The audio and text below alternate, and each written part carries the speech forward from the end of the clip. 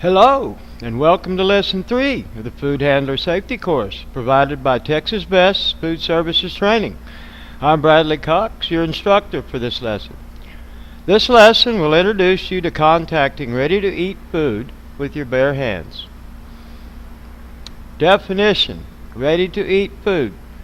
Food that is in a form that is edible without additional preparation to achieve food safety.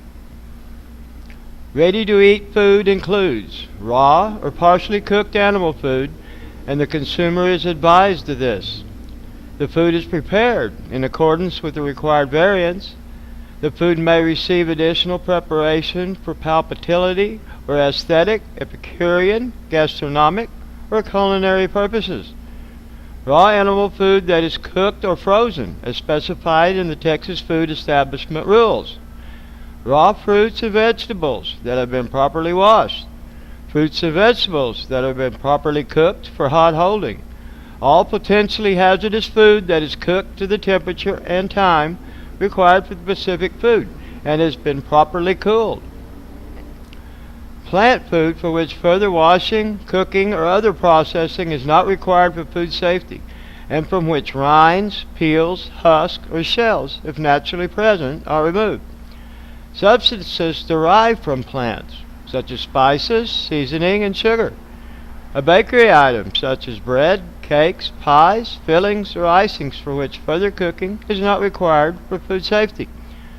The following products that are produced in accordance with USDA guidelines that have received a lethal treatment for pathogens: dry, fermented sausages, such as dry salami or pepperoni, salt-cured meat and poultry products, such as prosciutto ham, country-cured ham, and Parma ham, and dried meat and poultry products, such as jerky or beef sticks, and thermally processed low-acid foods packaged in hermetically sealed containers.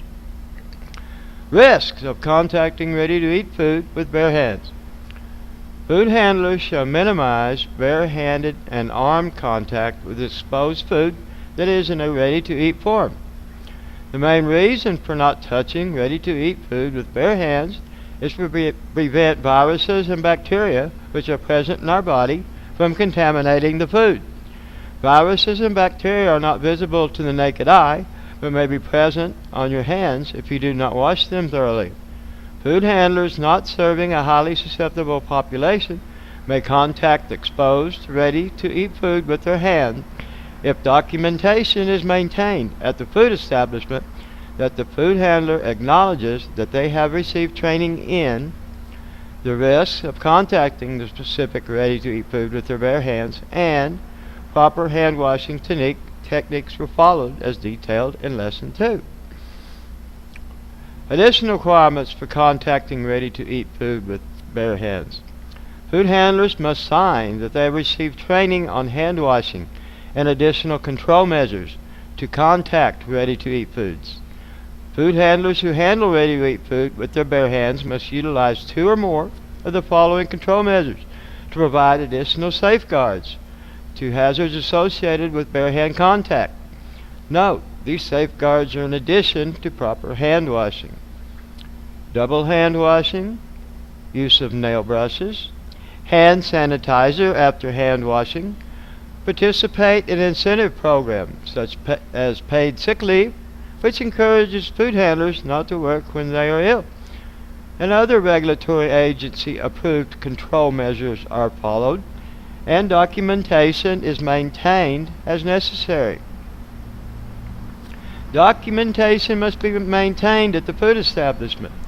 It must be documented that corrective action was taken when any of the foodborne illness, good hygienic practices, or bare hand contact of ready-to-eat food rules were not followed. Food employees serving a highly susceptible population may not contact ready-to-eat food with their bare hands. A highly susceptible population includes immunocompromised individuals, such as AIDS patients, preschool children, and older adults. Those obtaining food at a facility that provides services such as custodial care, health care, assisted living, a child or adult care center, kidney dialysis center, hospital or nursing home, or nutritional or socialization service such as a senior center. And that brings us to the end of Lesson 3. Thank you very much.